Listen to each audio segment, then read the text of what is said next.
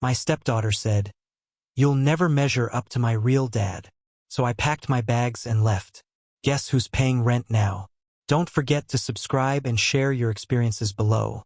Let's get started. My name's Tom. I've never been the kind of man who needed much. Just a place to come home to that felt like mine, a reason to get up in the morning, and someone to build something with, slow and steady. 8 years ago, I thought I found all of that when I married Molly. She was sharp, independent, wore her past like armor. She didn't pretend the world hadn't bruised her. She just carried the weight better than most. Her laugh came easily, but her silences held history. And with her came Haley. She was 5 when I met her. Freckled, ferocious, with tangled hair that refused to obey a brush and eyes too old for her face. The kind of girl who asked hard questions without shame. "Do you snore?" she asked the first time I stayed the night. "My dad snores." Then she climbed up on the couch next to me and fell asleep with her knees pressed against mine. Just like that. No transition. No warning. Her father, Jeff, was still in the picture, technically. Not often, but enough to be felt. He was the man who showed up in a leased BMW, wearing sunglasses indoors and cologne that smelled like money and something rotten underneath. He'd flash that smile, lift Haley in the air like she was still a toddler, and say things like, "Princess, I missed you so much," even though he'd been silent for 5 months. He was a showman, and kids love shows, especially the ones with gifts. Jeff made entrances. I made breakfasts. That's the difference. I wasn't trying to compete. I knew better.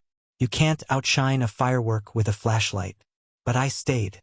When Haley had strep throat, I was the one who pressed the cool cloth to her forehead.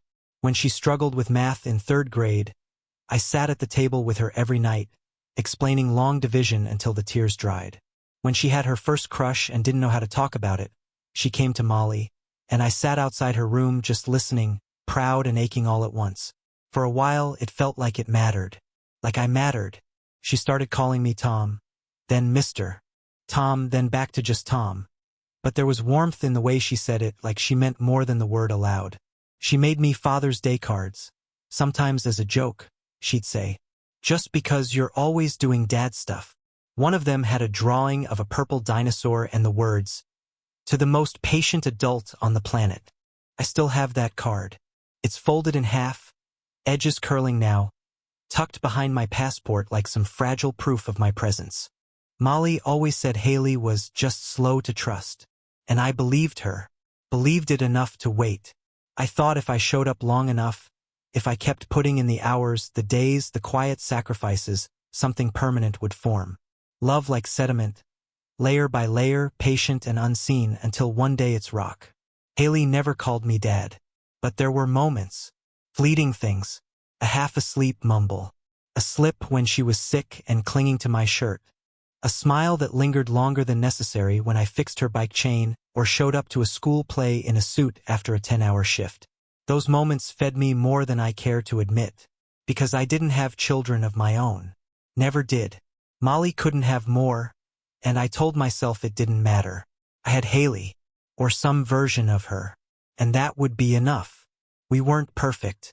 We didn't take vacations every summer or have Instagram-worthy holidays. But we were steady. We had Friday night pizzas, Saturday morning errands, inside jokes about the neighbor's cat. I kept the lights on. She kept the fridge full. Haley, for a while, kept talking to me. And when she didn't, I figured it was just the age. Teens drift. That's what they do. But what I didn't see, or maybe refused to see, was the slow turn. The way her eyes started to shift away when I entered a room. The way her tone hardened when she asked for things. The sudden reappearance of Jeff in her conversations. "My dad said I should look into internships. My dad says I should think about business school. My dad thinks I'm really good at art." Her dad. Her real dad. The one with stories and promises.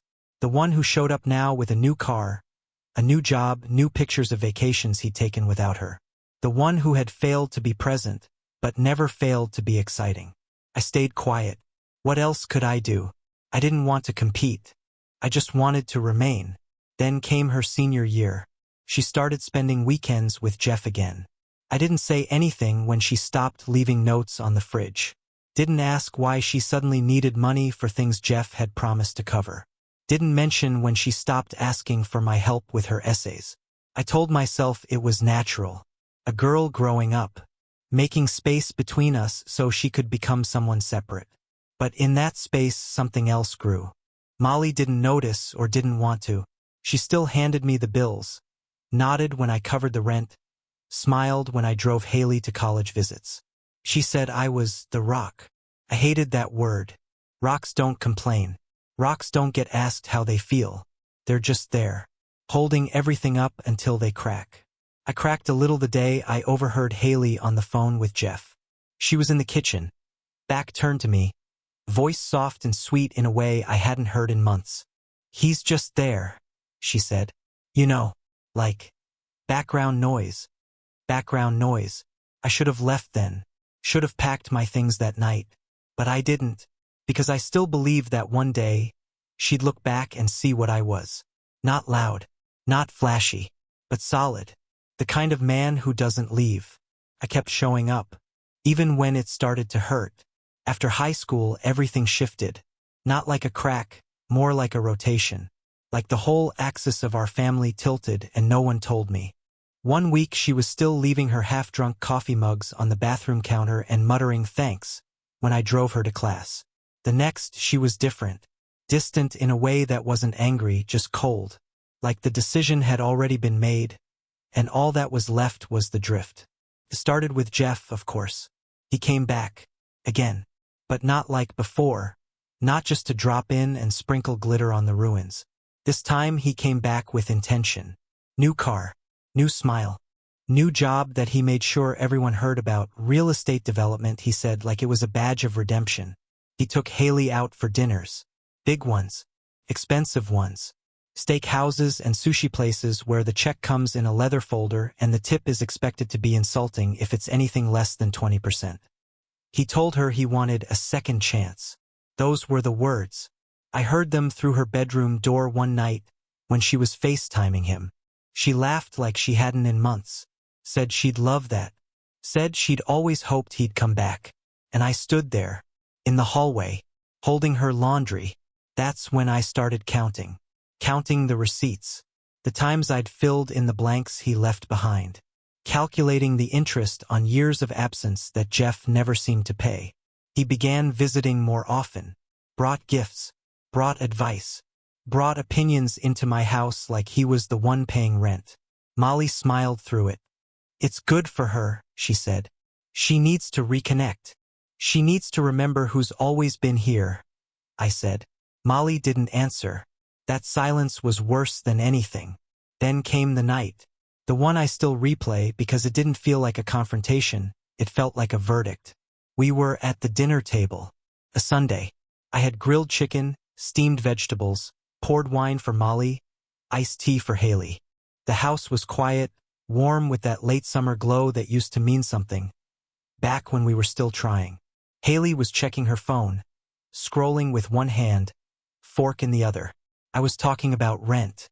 Not even in a demanding way, just outlining the bills, the upcoming repairs on the water heater, the new insurance quote. Just life stuff. The invisible scaffolding that holds a home together. And then she looked up. No warning. No build-up. Just her eyes on me. Flat and unblinking. "You'll never compare to my real dad." That's what she said. 7 words. Quietly. Like an afterthought. As if it had been sitting there. Ready, waiting for the right moment to hurt me most. I didn't flinch. Not visibly. I just blinked. Once. Molly froze. Her fork paused midair. She didn't speak. She didn't reach out. She didn't even look at me. She looked down at her plate. That was when I knew the conversation was over. Not just the one at dinner. All of them. The years of patient negotiation. The tightrope walk of step-parenthood. The desperate hope that love would grow where biology had failed. It was over. I set my napkin down. Neatly. Calmly. And I stood up. No one said anything. Not Haley. Not Molly. The silence stretched out like a courtroom with no judge. I didn't say a word as I walked to the bedroom. I didn't raise my voice. Didn't break a plate or slam a door. I packed like a man who already knew what he'd been avoiding for years. I took only what was mine. The shirts I had bought with my own money. The tools I kept in the garage. My toothbrush. My shaving kit. The Father's Day cards, every last one. I folded them carefully and slid them into my duffel. When I got to the lease, I sat down and signed the form to remove myself. Quietly. No anger. Just resignation sharpened into action. Molly followed me halfway down the hall. Stood in the doorway. "Where are you going?" she asked. Her voice didn't crack. That hurt more than if she'd sobbed. "I don't know," I said. "Somewhere I'm not just tolerated. She's just upset. You know how teenagers are." I looked at her then. Finally. Fully. "She meant it, Molly. And you let her." She didn't deny it. Didn't ask me to stay. Didn't reach for my hand. So I left. No dramatic goodbye. No tears. Just the click of the door behind me and the weight of 8 years pressing on my shoulders like concrete. I slept in my truck that night, parked near the river. Windows cracked open to the sound of crickets and the slow churn of water I used to think was peaceful. Now it just sounded like distance. The next morning, I checked into a cheap motel. Not because I couldn't afford better, but because it felt honest. A place for a man who had no home. I stared at the ceiling fan as it spun above me, listening to the hollow echo of silence that, for once, wasn't filled by someone else's need. No text from Molly. No apology from Haley. Just quiet. And for the first time in years, no one needed anything from me. I went back 2 days later, just to grab the last of my things. My name was already off the lease by then. No one was home. On the fridge, there was a note written in Molly's handwriting. Groceries, milk, bread, eggs. My name wasn't on the list. It never had been. I took the last box from the hallway and walked out. Locked the door. Didn't look back. A week passed before the first call came. Unknown number. I almost didn't answer. But habit dies slower than love. And I still half expected Molly's voice on the other end. It wasn't her. It was the landlord. Polite, nervous. He said the rent still hadn't been paid. Asked if I could confirm that my name was off the lease. I told him it was. He apologized, said he didn't mean to bother me, that he was just trying to reach someone. Anyone, because the payment was 2 weeks overdue. I hung up and stared at the phone for a long time. The motel room was silent, except for the slow hum of the air conditioner that rattled like something exhausted. 2 weeks. That's all it took for the foundation to start cracking. I wondered if Haley still believed her father was going to fix everything. Jeff had promised, I was sure of it. That was his specialty. Promises wrapped in confidence. Big words, hollow bones. "Don't worry about it, sweetheart. I'll take care of it." I could almost hear him say it. Could picture Haley nodding, Molly half smiling, pretending she believed him because belief was easier than reality. The same cycle repeating itself like a bad echo. I didn't call Molly. I didn't call Haley. I just sat there, watching the slow sweep of headlights crawl across the motel ceiling, and realized how light I felt. Empty, yes, but light, like a man who'd finally set down a load he'd carried too long without knowing why. 2 days later, the messages started. Not calls, messages. That's the new way people express anger. From a safe distance. The first one was short. From Haley. "I can't believe you left like that. You betrayed the family." I stared at the screen until the letters blurred. Betrayed. That word lingered, heavy and stupid. Betrayal is what you do to someone you owe loyalty to. I didn't owe them anything anymore. Not after what they said. Still, I didn't reply. Because there was nothing left to explain. Family isn't people who only remember you when they need your money. The next message came the following night. "You could at least talk to Mom. She's stressed. Jeff's trying, but it's been complicated." I laughed out loud at that. Jeff's trying. The world could burn down and Jeff would still be trying. Trying is what people say when they've already failed but want credit for the effort. I put the phone down and turned off the light. I didn't owe them my sympathy. By the end of the week, another knock came, real this time. Not a digital ping, not a text. A sound on the motel door. I knew it was her before I looked. The kind of knock that hesitates, then insists. I opened it. Molly stood there, holding a folder and a paper bag. Her eyes were swollen. She looked smaller. "Hi," she said. I stepped aside. She walked in, looked around the room like she was inspecting a crime scene. The folder in her hand trembled. She placed it on the table and sat down. I didn't know where else to go. "You went everywhere else first," I said quietly. She didn't argue, just nodded. That somehow hurt worse than words. She told me Jeff had vanished again. 2 weeks after my departure, he'd promised to wire money, but his phone went dark. His car repossessed. The house he bragged about wasn't even his, it was rented. He'd left town. Haley was furious. Not at him, of course, but at the vacuum he left behind. Kids always direct their pain toward the one who stays long enough to receive it. Only this time I hadn't stayed. Molly's voice cracked. "The rent's overdue. The car payment too. She's been crying every night. I don't know what to do." I didn't answer right away. I looked at the window. The neon motel sign outside blinked. Vacancy. The word pulsed through the curtains, lighting her face in intervals. "Now you know," I said finally. "Know what?" "What it feels like when the person you depend on stops showing up." Her face fell. She reached across the table, but I didn't move. "Tom, please. I know you're angry, but she's just a kid. She doesn't understand." "She understood enough to say what she said," I replied. "She looked me in the eye when she said it. She regrets it. She regrets the consequences, not the words." Silence. The kind that fills a room like fog. Dense, heavy, impossible to breathe through.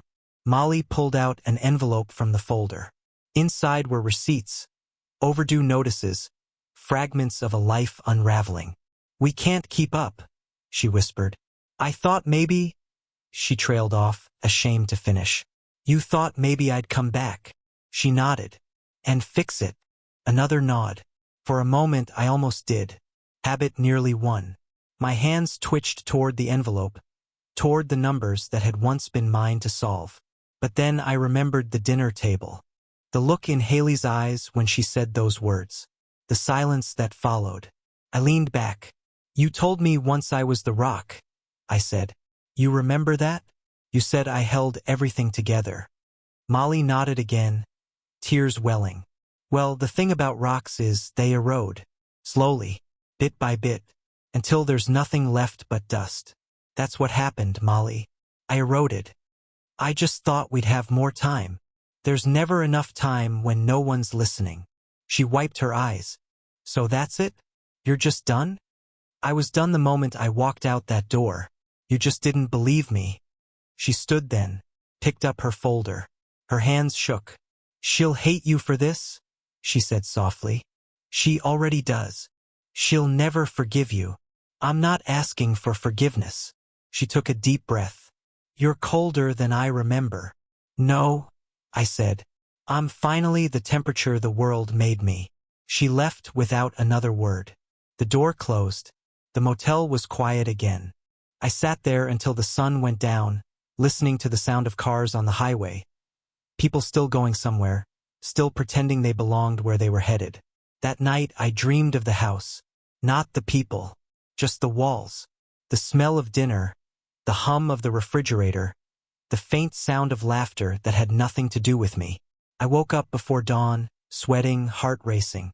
For a moment, I almost reached for my phone, almost called to ask if they were okay. But then I remembered, that wasn't my home anymore. Not my family. Not my problem. The next morning I packed again. Paid for another week, though I knew I wouldn't stay that long. I didn't know where I was going. But it didn't matter. Sometimes distance is the only proof that you ever existed. Before I left, I opened my wallet. Inside was Haley's old Father's Day card, the dinosaur one. The one that said I was the most patient adult on the planet. I looked at it for a long time, tracing the crayon lines with my thumb. Then I folded it, slid it back inside, and whispered, "Not anymore." Months passed. Enough time for silence to become habit. I stopped checking my phone after the second week. No new messages. No missed calls. Just silence, thick, accusatory, strangely comforting. It was the kind of quiet that wraps around you like a coat you didn't ask for but learned to wear. I moved into a small apartment above a tire shop on the edge of town. No lease, just cash and trust. The ceiling creaked when the wind shifted.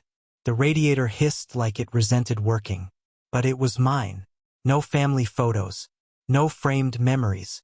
Just a bed, a kettle, and a stack of bills that belonged to me and no one else.